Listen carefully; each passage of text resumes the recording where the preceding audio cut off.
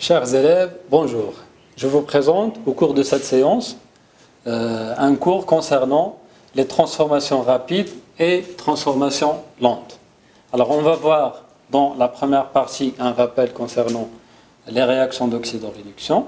Dans la deuxième partie, on va traiter les réactions, les transformations rapides et les transformations lentes. Puis enfin, on va terminer par les facteurs cinétiques. On va commencer par un rappel sur les réactions d'oxydoréduction. On va traiter le cas général. Il s'agit d'une réaction entre un oxydant, OX1, du couple OX1-RED1, avec le réducteur RED2 du couple OX2-RED2. Alors, pour écrire l'équation de la réaction entre l'oxydant du premier couple et le réducteur du deuxième couple, on va d'abord écrire les deux demi-équations. Alors, pour écrire les deux demi-équations, on doit faire attention. On doit commencer toujours par les réactifs. On fait réagir l'oxydant OX1 et le réducteur R2. Alors, pour la première demi-équation, on doit commencer par l'oxydant. Un rappel concernant l'oxydant. L'oxydant, c'est une espèce chimique capable de capter un ou plusieurs électrons au cours d'une réaction chimique. Pour la deuxième demi-équation, on doit commencer par le réducteur. D'accord ? Alors, le réducteur va donner l'oxydant après avoir perdu un nombre d'électrons. Donc, par définition, le réducteur, c'est toute espèce chimique capable de libérer un ou plusieurs électrons. Et finalement, pour chercher l'équation bilan, on doit unifier le nombre d'électrons. On doit avoir autant d'électrons sur la demi-équation, la première demi-équation, que sur la deuxième demi-équation. Alors pour cela, on doit d'abord multiplier par un nombre la première demi-équation, puisqu'on a un nombre N1 d'électrons. Alors on va multiplier par N2, et pour la deuxième demi-équation, on va multiplier par N1 pour avoir N2 fois N1 électrons pour la première demi-équation, et N2 fois N1 électrons pour la deuxième demi-équation. Et on regroupe les réactifs à gauche et les produits à droite, et on va simplifier bien sûr par les électrons. Et on va passer à un cas particulier. C'est le cas d'une réaction entre les ions permanganate du couple MnO4- Mn2+, avec les ions Fer2, c'est le réducteur du couple Fe3+, Fe2+. Alors pour écrire l'équation toujours, on doit s'intéresser aux réactifs. Alors on commence toujours par les réactifs. On a dans ce cas, le réactif, ce sont les ions MnO4- et les ions Fer2. D'accord ? Alors les ions MnO4-, c'est l'oxydant du premier couple, va réagir avec, bien sûr, le réducteur du deuxième couple. Alors comme ça, on peut écrire la première demi-équation en commençant toujours par le réactif, par l'oxydant dans ce cas, qui va donner le réducteur. Alors pour équilibrer cette demi-équation, on doit commencer par le manganèse. Donc on a un atome à gauche, un atome à droite. Mais pour l'oxygène, on a 4 atomes d'oxygène. Pour équilibrer l'oxygène, on doit ajouter un nombre de molécules H2O pour équilibrer l'oxygène. Et on doit multiplier par 4 pour avoir 4 oxygènes à droite et 4 oxygènes à gauche. Reste à équilibrer l'hydrogène. Alors pour équilibrer l'hydrogène, cette réaction, on va la supposer qu'elle s'effectue dans un milieu acide. Alors pour équilibrer l'hydrogène, on doit ajouter un nombre d'hydrogène suffisant. Alors dans ce cas, on a 4 fois 2, donc ça fait 8, donc 8 électrons. Et finalement, on va équilibrer la charge. On a une charge moins sur l'ion MnO4-, 8 charges plus, alors au total, on aura 7 plus à gauche, et on aura 2 plus à droite. Pour équilibrer la charge, on doit ajouter 5 électrons à gauche pour équilibrer cette demi-équation. On passe à la deuxième demi-équation. On commence toujours par le réactif, Fe2+, qui va donner Fe3+. C'est très simple à équilibrer dans ce cas. Donc il suffit d'ajouter un électron. Pour avoir l'équation bilan, donc ça, on a Dans ce cas, on a un nombre d'électrons différent sur les deux demi-équations. Ça veut dire qu'on doit multiplier par un nombre la première demi-équation et avec un autre nombre la deuxième demi-équation. Alors on va multiplier dans ce cas par 1 pour avoir 5 électrons sur la première demi-équation et multiplier par 5 pour avoir 5 électrons sur la deuxième demi-équation. Et on regroupe les réactifs. On aura MnO4- plus 8H+, plus 5 fois Fe2+, 5 fois Fe2+, voilà, ça va donner Mn2+, plus 5 fois Fe3+, plus 4 molécules H12. Alors ça, c'est un cas particulier d'une réaction d'oxydoréduction. On va passer à la deuxième partie qui concerne les transformations rapides et transformations lentes. Dans la première partie, on va voir les transformations rapides et puis on va traiter les transformations lentes. Transformation rapide, j'ai un exemple de transformation rapide. Il s'agit d'une réaction d'ion MnO4- avec l'ion fer2, bien sûr dans une solution de sulfate de fer2 qui apparaît ici incolore, même si les ions Fe2+, donc ils sont caractérisés par une couleur qui est verte, mais n'est pas intense. Le permanganate de potassium a une couleur qui est violette. Hein, vous voyez que lorsqu'on ajoute la solution de permanganate de potassium acidifiée à la solution de sulfate de fer2, on observe une disparition qui est très rapide. Hein, vous voyez qu'on a une décoloration rapide du mélange réactionnel. Donc il s'agit de quoi? Il s'agit d'une transformation rapide. On dit une transformation est rapide si elle se fait en une durée trop courte pour que son évolution puisse être suivie à l'œil nu, ou bien avec les appareils de mesure, bien sûr disposés au laboratoire. Les transformations lentes. On va traiter dans ce cas un autre exemple. Donc c'est toujours les ions MnO4- qui vont réagir avec, cette fois-ci, une autre espèce chimique, c'est l'acide oxalique.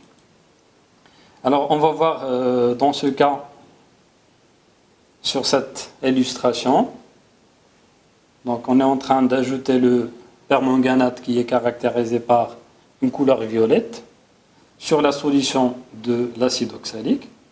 Donc il se produit une réaction, mais comme vous voyez, c'est une réaction qui dure un peu de temps hein, pour arriver à la fin de...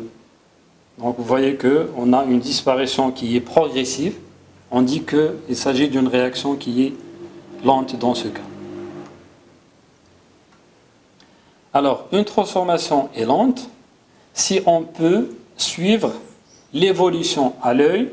Donc, on a vu qu'il y a une certaine disparition qui est visible.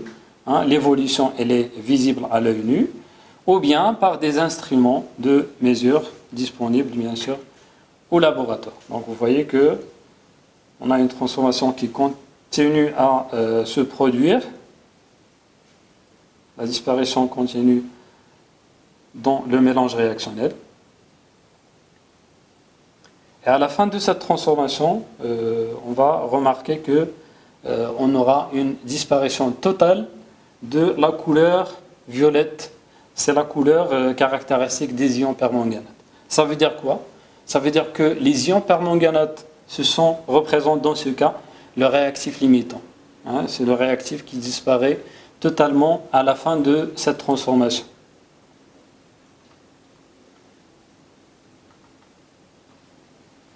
Alors, dernière partie concernant les facteurs cinétiques.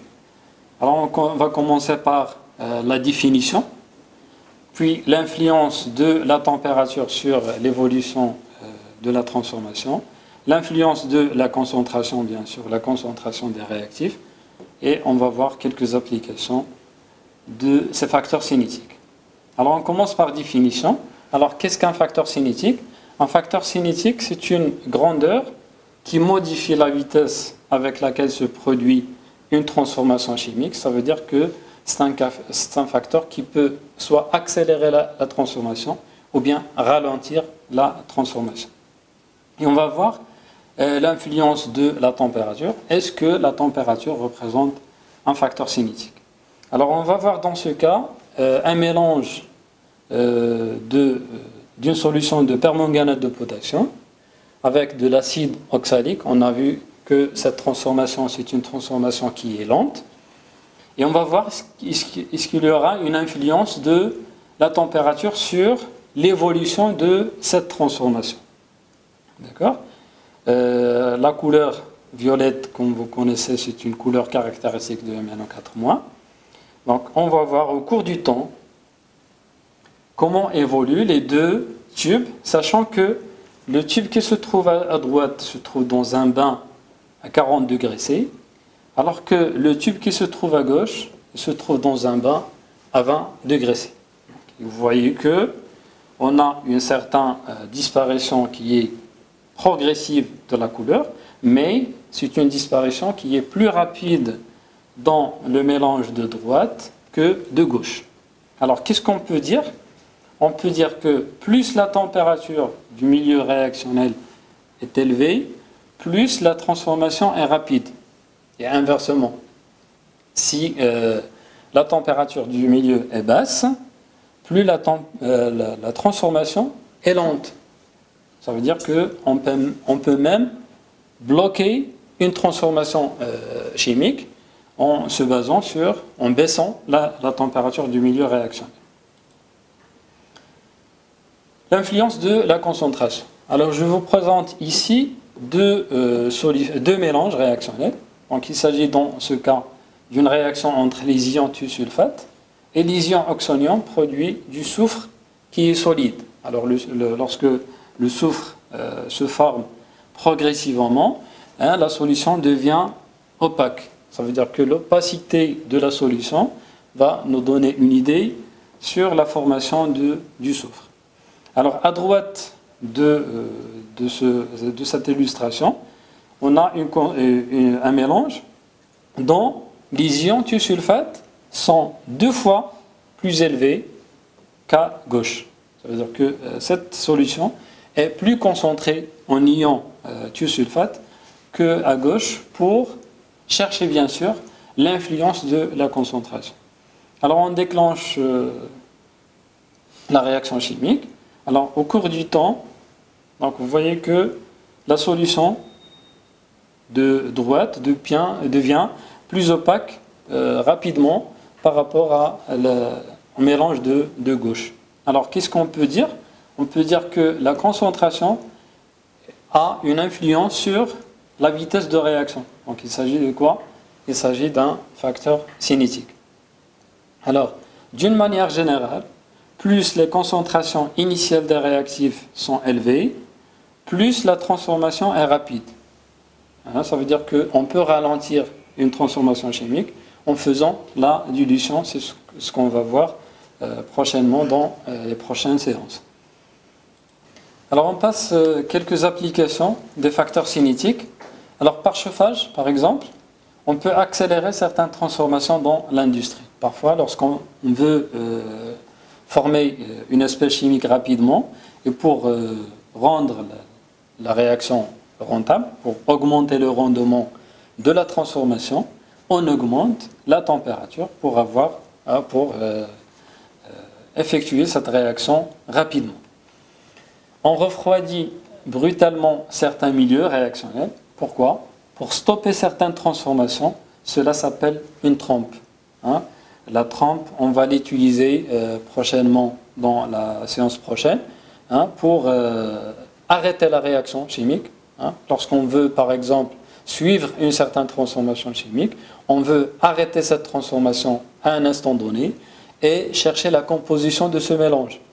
D'accord? Pour effectuer des mesures sur un milieu où il se déroule une réaction chimique, on doit d'abord arrêter cette transformation pour effectuer des mesures tranquillement sur le mélange réactionnel. Un réfrigérateur est un congélateur permettant de ralentir les transformations de dégradation biochimique des aliments, bien sûr. Vous connaissez tous cette méthode.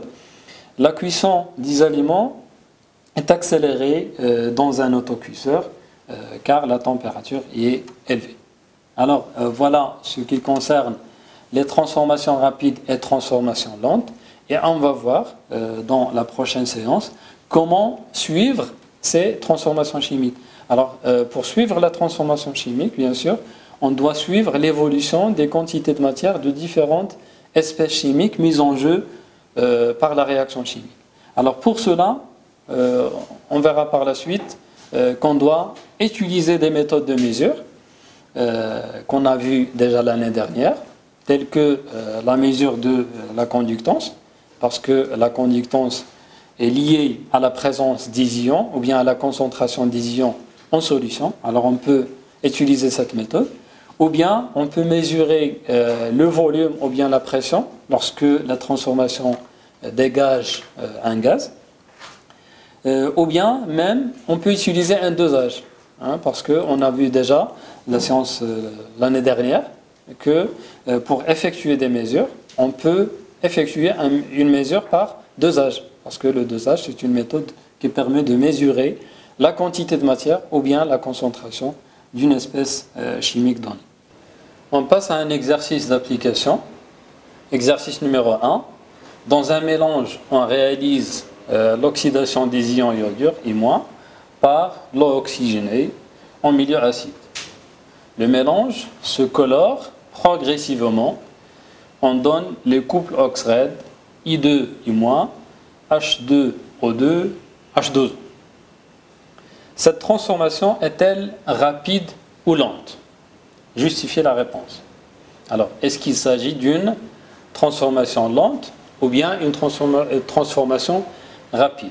Alors, d'après l'observation, on constate que le mélange se colore, mais progressivement. Ça veut dire qu'on a pu suivre l'évolution de cette transformation, bien sûr, à l'œil, en observant un changement progressif de couleur. La question suivante, écrire la demi-équation correspondante à chaque couple.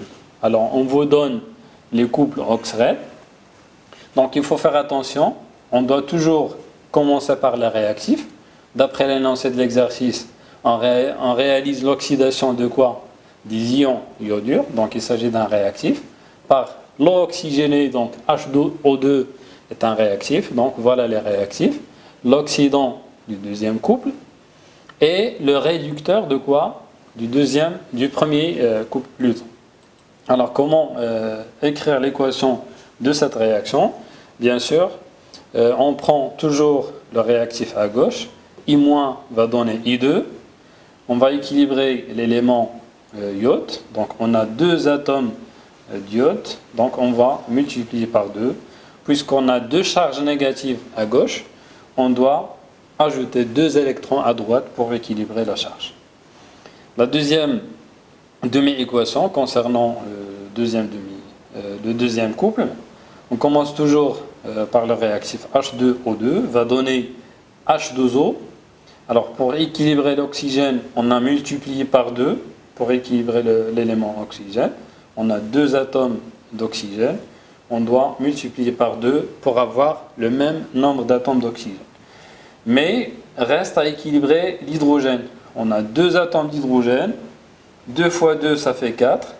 On a 4 atomes d'hydrogène à droite plutôt, alors que à gauche on n'a que 2 atomes d'hydrogène. Puisque la réaction se produit, ou bien la transformation se produit en milieu acide, on doit ajouter les ions H+, qui sont présents bien sûr en solution.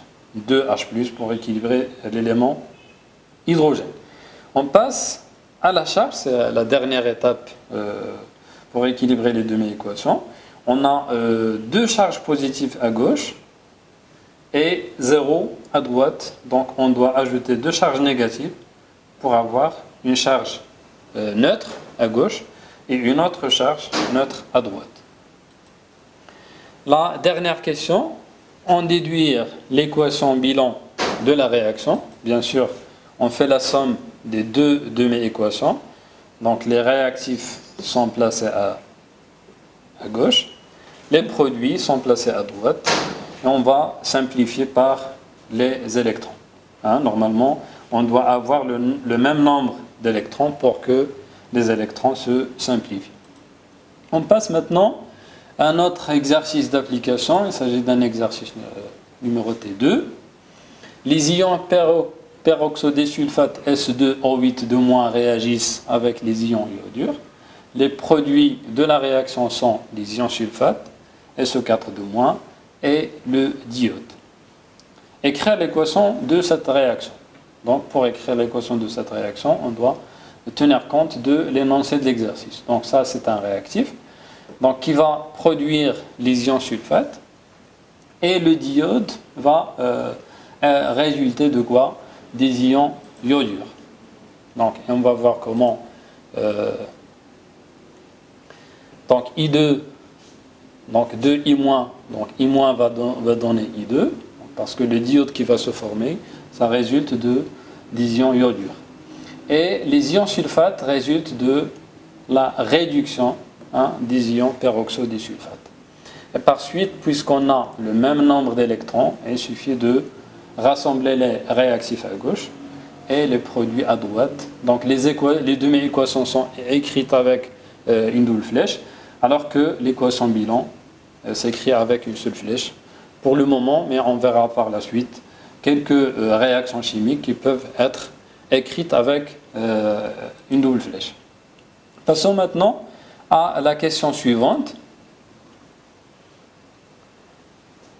Voilà, on étudie la cinétique de cette réaction chimique pour 3 conditions expérimentales différentes. Alors on a 3 expériences qui ont été réalisées dans des conditions expérimentales différentes. Alors la première expérience, ou bien le mélange numéro 1 est à 20 degrés C, alors que le mélange numéro 3, elle est à 35.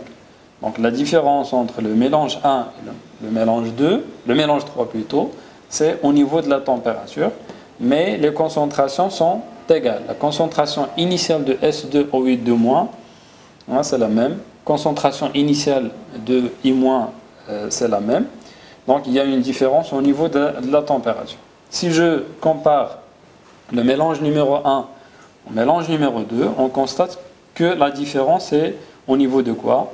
Au niveau de la concentration. Donc le mélange numéro 1 présente une concentration plus élevée par rapport au mélange 2.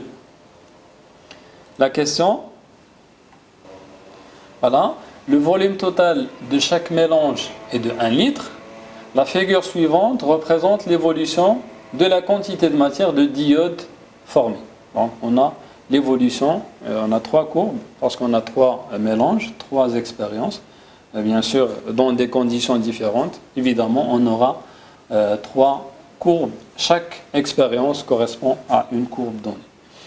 Associé à chaque système, la courbe correspondante. Alors, pour associer à chaque système la courbe correspondante, on va se baser sur les données de l'exercice. Donc, on constate que le mélange numéro 3 présente une température plus élevée et des concentrations plus élevées. Et on connaît que la concentration et la température est un facteur cinétique. Ça veut dire si la concentration effective initiale des réactifs est plus élevée, ça veut dire que le système va évoluer rapidement. Donc on va voir par l'illustration, vous voyez que la courbe rouge atteint son état ou bien sa valeur maximale à une date donnée, alors que les autres courbes, normalement, n'ont pas atteint l'état ou bien leur valeur maximale.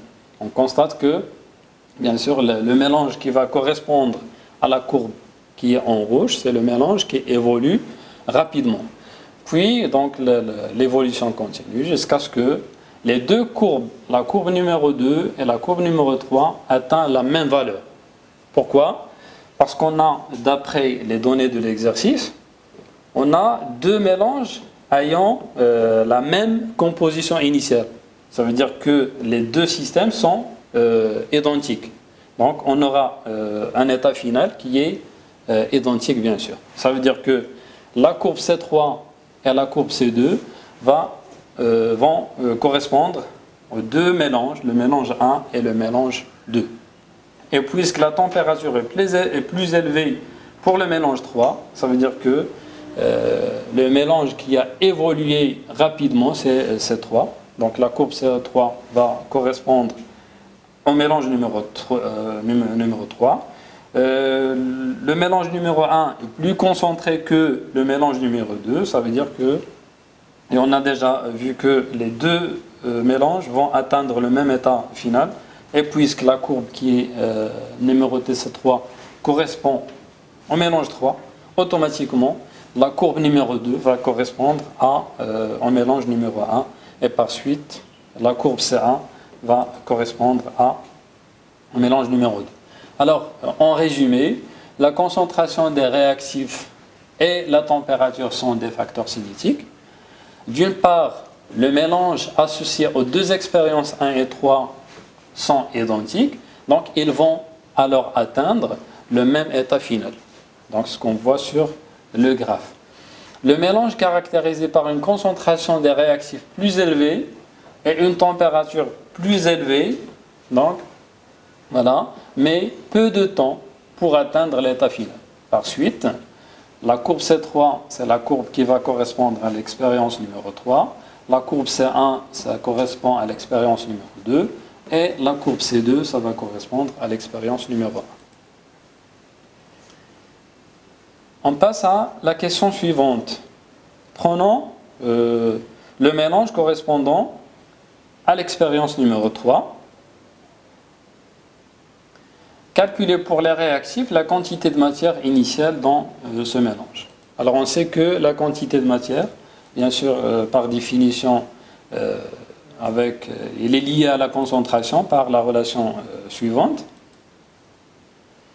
Alors on a d'après la définition, la concentration effective d'une espèce chimique, c'est la quantité de matière de cette espèce chimique divisée par le volume, bien sûr, le volume du mélange où se trouve cette quantité de matière. Alors la quantité initiale de S2O8-, ce n'est que la concentration effective initiale de S2O8- multipliée par le volume de la solution. La concentration initiale est donnée dans l'exercice. On a pris le mélange numéro 3. D'accord, on a une concentration de 0,02 multipliée par le volume qui est égal à 1 litre. Ça va donner 0,02 mol. Et par suite, de la même façon, la quantité de I-, c'est la concentration effective de I- divisée par le volume du mélange réactionnel. La concentration effective, c'est 0,04. Multiplié par 1, ça donne 0,04 mol. Question suivante. En déduire la valeur de l'avancement maximal, le résultat est-il en accord avec la courbe correspondante? Alors, pour chercher la valeur de l'avancement maximal, on doit d'abord dresser un tableau d'avancement de cette réaction. Alors, on a une quantité initiale de 0,04 pour I-, 0,02 pour S2O8-, et les espèces chimiques I2, SO4-, ce sont des produits, donc leur quantité de matière à l'état initial est nulle. Par suite, vous connaissez comment remplir le tableau d'avancement. À l'état final, donc on s'intéresse à l'état final, 0,04 moins 2x max, 0,02 moins x max, donc le 2, ça vient du coefficient directeur. I2, sa quantité de matière à l'état final, c'est x max. 2 fois x max, c'est la quantité de matière de SO4-.